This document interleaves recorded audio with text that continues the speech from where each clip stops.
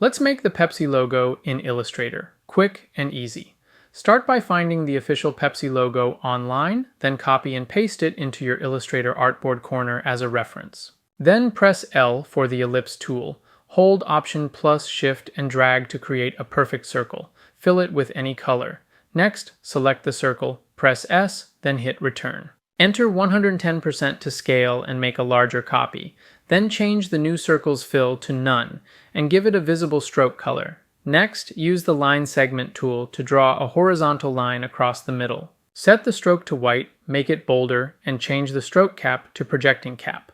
Then press Command-Option-Shift-W to open the Warp tool.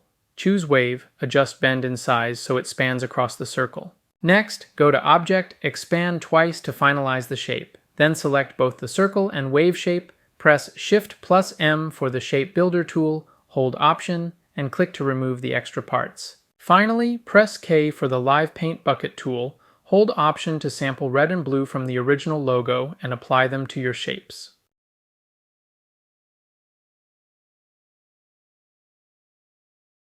Learning happens step by step, and repetition is the key to mastering it. Press 0 to instantly replay this video and reinforce what you've just seen. If you're enrolled in the class, be sure to subscribe so you'll get access to new videos the moment they're uploaded, often before they're available in the learning system.